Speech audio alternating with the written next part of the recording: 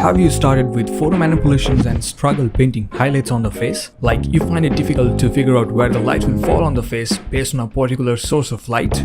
Then my friend, I think I have some cool way that might just save your day. That kind of rhymes. Alright, so here we are in Photoshop and we have this portrait that I downloaded from unsplash.com, and we'll add some facial highlights over here.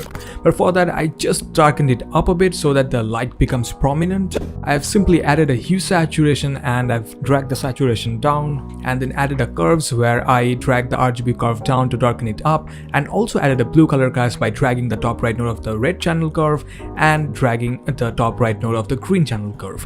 Then I wanted the light to come from the bottom left corner, so I just took a solid color fill in linear dodge blending mode and dabbed some white color on a black mask, so that kind of creates our source of light.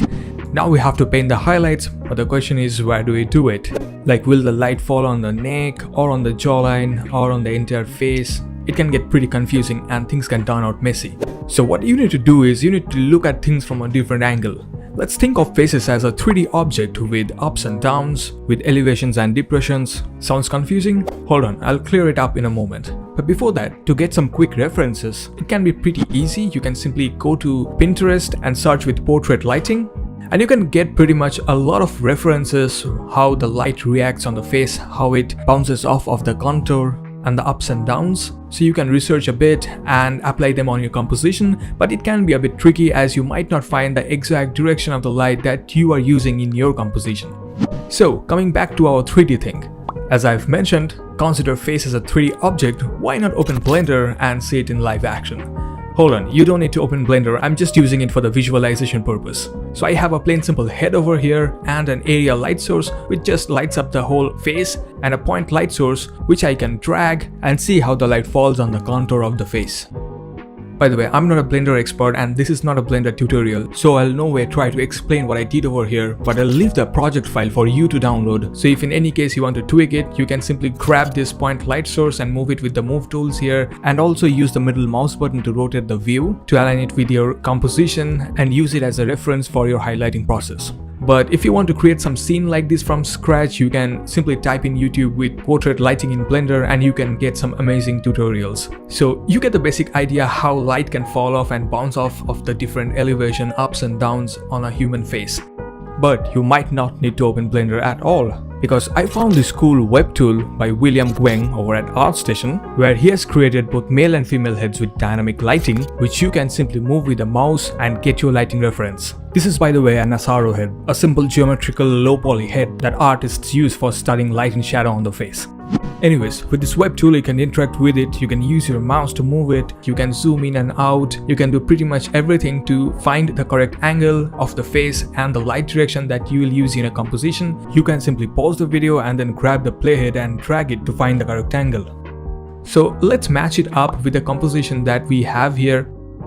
So I think the head angle pretty much matches my portrait shot in the composition, and let's now grab the playhead to see where I get that light direction from bottom left that I'll be using in my composition. So I think this pretty much works for me. This is the light direction that I was looking for, so I can simply use it as a reference for painting the highlights on my composition. But before going over there, let me also show you another video that I found on YouTube. So this one is by Art of Way, and he has also created something similar. He has more realistic 3D renders of both male and female heads, but you don't have any control of moving the head like you got in the web tool on ArtStation. But you can simply move the playhead and match it up with the direction of the light and the head that you will be using in your composition and use it as the reference. So let's go back to William's tool, and I'll simply take a screenshot of this and I'll paste it in my Photoshop composition to use it as a reference. For the highlights, you can use any of the methods that you find comfortable, like you can use hue saturation, curves, or linear dodge with solid color fill. I pretty much use curves for all of my other compositions, but since this is a beginner friendly tutorial, so I'll use the linear dodge with solid color fill method. So let's create some solid color fills. I'll take some dark shade of orange and then I'll change the blending mode to linear dodge, and I'll simply select the layer mask and press Ctrl I or Command I to fill it with black, and now I can paint with white on the layer mask to show the highlights. But let me also mention if you're using pen tablet, then you can take a soft round pressure, opacity and flow brush, and you can control the flow of the brush with your pressure on the pen tablet, and it can create realistic results. But I know most of you are using mouse, so let's do it with mouse only. But before that, let's tweak the brush settings a bit. I'm taking this soft round brush, but let's go to window and brush settings. Over here we'll go to transfer tab, and here you can see that inside transfer the opacity jitter is set to pen pressure. The control is set to pen pressure because it will be controlled by the pressure sensitivity of your pen tablet, but since we are using mouse, we'll change it to fade and make the value somewhat from 50 to 70. That I found to work best. We'll also change the control value of the flow jitter to fade as well and make the value somewhat like 50. With that done, with the white color selected, now if you can see if I paint with this brush, it fades off.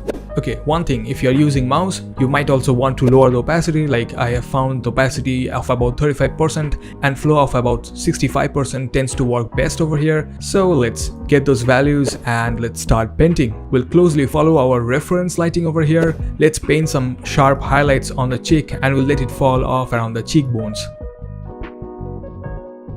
Let's try to get the shape right around the chin area as well.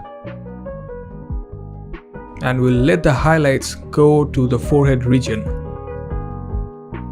Don't worry, if on any area you painted with excess highlight, you can simply switch to color black and paint with it to remove it. Now let's paint some highlights on the hair as well. And as you can see, the light is bleeding onto the darker areas which we don't want, so that we can fix by simply right clicking on that layer and going to blending options, and we can drag this black node in the underlying layer slider, and that will reveal some darker details from the underlying layers. But to make it softer, just hold Alt or Option on the keyboard and split it, and this will make the transition smooth.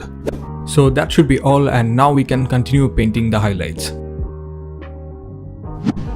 Let's paint some highlights over here on the ear area as well. Some highlights around the eye socket and also around this side of the nose and on the tip of the nose. Let's paint some around the lips. I'm doing it quickly, so there may be some unpolished and rough areas, but you take as much time as you want and do it precisely and you will obviously get better results. Let's add some highlights around the neck area as well and under the chin. I'll add some more highlights on the hair and also on the t-shirt. Basic blocking done. I'll spend some more time fine-tuning it. Maybe I'll switching between black and white to brush off areas that are unwanted. By the way, you can also switch to your smudge tool and lower the strength, and you can also try to blend in if you have some rough patches. I've spent some more time fine-tuning the highlights and I'm pretty much happy how it turned out. And now once the highlights are painted, don't forget the shadows. So here you can see some shadows, but it does not cast any strong shadows on the opposite side of the nose or the lips, as there is a lot of ambient light here. But if you go to this tool, and maybe you are using a different light direction, and there may be some cases where you can see some strong shadows like this one. So don't forget to paint them as well, but in my composition I'll just create a little bit of shadows on the opposite areas of the light. I'll simply create an exposure layer and drag the slider to the left and then fill the layer mask with black by inverting it with Ctrl I or Command I, and paint some shadows on the eye socket area and on this area of the forehead, also on this area of the cheek just beside the nose, just where I think it would not catch that much amount of light. So yeah, that would be all, and maybe I'll just add a little bit of brightness contrast and a vibrance boost just to make it look a bit better.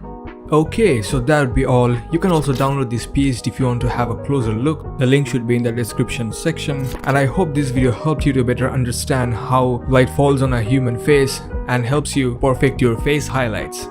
If you liked it, please don't forget to subscribe to the channel and share this video with your friends. Well then, I will see you in the next video, and till then, enjoy creating.